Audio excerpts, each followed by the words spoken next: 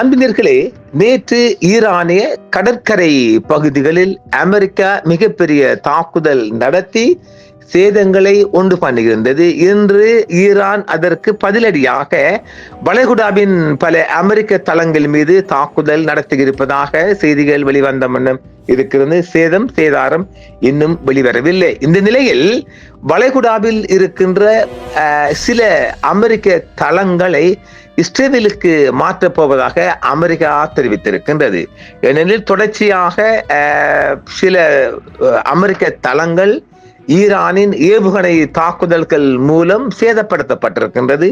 இனிமேலும் அந்த தளங்களை அமெரிக்கா பாதுகாப்பதில் அர்த்தம் இல்லை என்றும் அவைகள் பாதுகாப்பான இடங்கள் இல்லை என்பதாலும் சில தளங்கள், முக்கியமாக கட்டார், குவைட், பஹ்ரைன் போன்ற தளங்களிலிருந்து பெருமளவு வீரர்களையும் தளங்களையும் இஸ்ரேலின் நாட்டுக்குள் திருப்பிற்கான ஒரு ஆலோசனையை பென்டகன் முன்வைத்துள்ளதாக அமெரிக்காவிலிருந்து வெளியாகும் பிரபல செய்தி பத்திரிகையான வால் ஸ்ட்ரீட் ஜேர்னல் செய்தி வெளியிட்டுள்ளது.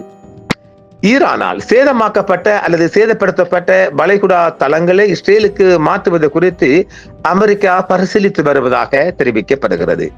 இந்த ஆண்டின் தொடக்கத்தில் ஈரான் நடத்திய பதிலடி தாக்குதல்களை தொடர்ந்து இஸ்ரேல் தளங்களுக்கான புதிய இடமாக இருக்கலாம் என அமெரிக்க இராணுவ அதிகாரிகள் தெரிவித்துள்ளனர். இந்த ஆண்டின் தொடக்கத்தில் ஈரானால் தாக்கப்பட்டதை தொடர்ந்து அமெரிக்கா தனது சில வளைகுடா தளங்களை இஸ்ரேலுக்கு மாற்றுவது குறித்து பரிசீலித்து வருவதாகவும் அந்த செய்தி தெரிவிக்கின்றது. வால் ஸ்ட்ரீட் ஜேர்னலில் வெளியான ஒரு செய்தியின்படி பஹ்ரைனில் உள்ள தனது தளத்தை மீண்டும் சீரமைப்பது மற்றும் குவைட், சவுதி அரேபியாவில் தனது இருப்பை குறைப்பது குறித்து அமெரிக்கா பரிசீலித்து வருவதாக தெரிவிக்கப்படுகிறது. அந்த செய்தியில் குறிப்பிட்டுள்ள 2 அமெரிக்க அதிகாரிகள் அமெரிக்கா சில தளங்களை இஸ்ரேலுக்கு மாற்றக்கூடும் என்று தெரிவித்துள்ளனர். பஹ்ரைனில் உள்ள அமெரிக்க கடற்படை தளம் பிப்ரவரி பிற்பகுதிக்கும் ஜூன் மாதத்திற்கும் இடையில் மீண்டும் குறிவைத்து தாக்கப்பட்டது. இதில் கட்டளை தலைமையகம் மற்றும் குறைந்தது 1 டசன் பிற கட்டிடங்கள் உட்பட விரிவான சேதம் ஏற்பட்டுள்ளதாக வால் ஸ்ட்ரீட் ஜேர்னல் செய்தி வெளியிட்டுள்ளது. இருப்பினும் பென்டகன் அழிவின் அளவை ஒப்புக்கொள்ளவில்லை, அது மறுக்கின்றது. இதற்கிடையில் அமெரிக்காவில் ஈரானுடனான இஸ்லாமாபாத் புரிந்துணர்வு ஒப்பந்தம் கையெழுத்தான பிறகு ஈரான் மீதான போர் குறித்து பொதுமக்களின் மனநிலையில் கடுமையான மாற்றம் ஏற்பட்டுள்ளதா? இந்த ஒப்பந்தம் அமெரிக்காவும் ஈரானும் போரை நிரந்தரமாக முடிவுக்கு கொண்டு வருவதற்கான நிபந்தனைகள் குறித்து பேச்சுவார்த்தை நடத்தும் அதே வேளையில் 60 நாட்களுக்கு போர் நிறுத்தத்தை முடிவுக்கு கொண்டு வருவதற்கான ஒரு உடன்படிக்கையாகும் என்றும் நம்பப்படுகிறது. அதை தொடர்ந்து ஒப்பந்தம் அதன் முதன்மை நோக்கத்தை அடைவதற்கான அமெரிக்காவின் திறன் குறித்த கண்ணோட்டத்தை பலவீனப்படுத்தியுள்ளது என்பதை காட்டுகிறது. 61% மக்கள் ஈரான் அணு ஆயுதங்களை உருவாக்கும் வாய்ப்பு இன்னும் உள்ளது என்று அமெரிக்கர்கள் நம்புகின்றார்கள்.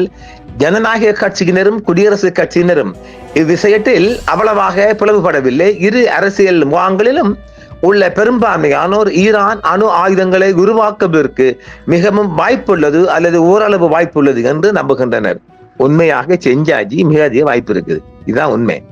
இதேவேளை பஹ்ரைனில் உள்ள அமெரிக்க 5ஆம் கடற்படை தலைமையகத்தை ஈரானில் துல்லிய ஏவுகணை தாக்குதல் பேரழிவுக்குள்ளாக்கி இருக்கின்றது கடந்த போரின் போது.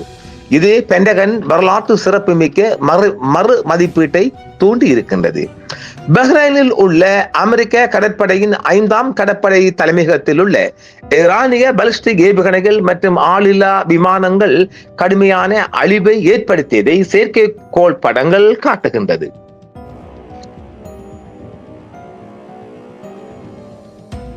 மற்றும் சேத மதிப்பீடுகள் வெளிப்படுத்தப்படுகின்றன. இது மத்திய கிழக்கு முழுவதும் பல தசாப்தங்களாக பின்பற்றப்பட்டு வரும் முன்னோக்கிய தளமிடல் உற்பத்தியை வாஷிங்டன் மறுபரிசீலனை செய்யக்கூடும் என்றும் அது மறுபரிசீலனை கட்டாயப்படுத்தியுள்ளது என்றும் தெரிவிக்கப்படுகிறது. ஈரானின் 2026 ஏவுகணை மற்றும் ஆளில்லா விமான தாக்குதலின் போது பஹ்ரைனில் உள்ள அமெரிக்க கடற்படையின் 5ஆம் கடற்படை பிரிவு தலைமையகத்தில் ஏற்படுத்தப்பட்ட பேரழிவின் அளவு 1991ஆம் ஆண்டு வளைகுடா போருக்கு பிறகு மத்திய கிழக்கில் அமெரிக்காவின் முன்னோக்கிய இராணுவ தள உற்பத்தியில் மிக முக்கியமான மதிப்பீடுகளில் ஒன்றை தூண்டியுள்ளதாகவும் தெரிவிக்கப்படுகிறது.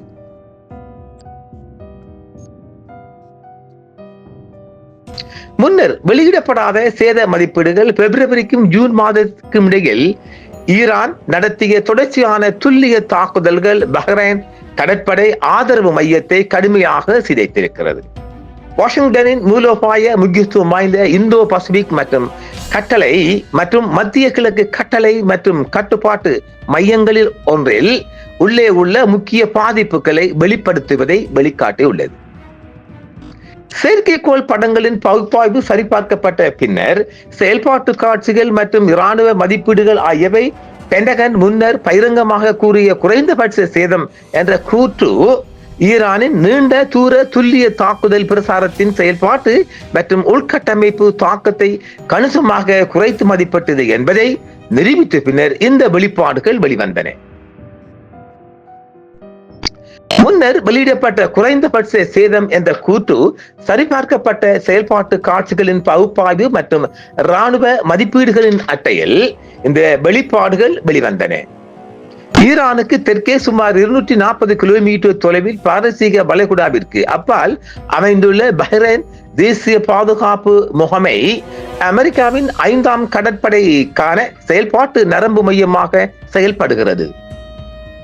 இது வளைகுடா பகுதி முழுவதும் கடல்சார் பாதுகாப்பு நடவடிக்கைகள், விமானம் தாங்கி தாக்குதல்கள், குழு தளவாடங்கள், கடத்தல் தடுப்பு பணிகள், கன்னிபிடிகளை முறியடிக்கும் நடவடிக்கைகளை நிலைநிறுத்துதல் மற்றும் மூலோபாய தடுப்பு ரோந்து பணிகளுக்கு ஆதரவளிக்கிறது. ஆசிய பாதுகாப்பு அறிக்கை செயற்கோள் படியும் படங்களின் பகுப்பாய்வின் படியும் ஈரானிய ஏவுகணைகள் மற்றும் ஆளில்லா விமானங்கள், கட்டளை மையங்கள், படை வீரர் குடியிருப்புகள், தளபாட வளாகங்கள், தகவல் தொடர்பு முனையங்கள், கடலோர உட்கட்டமைப்புகள் மற்றும் நிகழ் நேரத்திற்கு அருகாமையில் மூலோபாய ஒருங்கிணைப்புக்காக வடிவமைக்கப்பட்ட உயர் மதிப்புள்ள இராணுவ செயற்கைக்கோள் தகவல் அமைப்புகளை சேதப்படுத்தின அல்லது அழித்தன என்றும் சொல்லப்படுகிறது. இந்த தாக்குதல்களின் செயல்பாட்டு முக்கியத்துவம் வெறும் பௌதீக அழிவை தாண்டியது.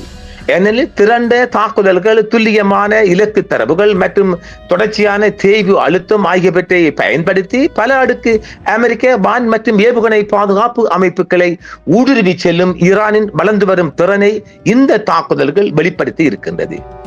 2026 பிராந்திய மோதலின் போது மத்திய கிழக்கு முழுவதும் உள்ள குறைந்தது 20 அமெரிக்க மற்றும் தூதரக மையங்களுக்கு எதிரான ஈரான் 8000க்கும் மேற்பட்ட ஏவுகணைகளையும் ஆளில்லா விமானங்களையும் ஏவியதாக கூறப்படும் ஒரு பரந்த பிராந்திய நடவடிக்கைகளின் ஒரு பகுதியாக இந்த தாக்குதல்கள் அமைந்தன.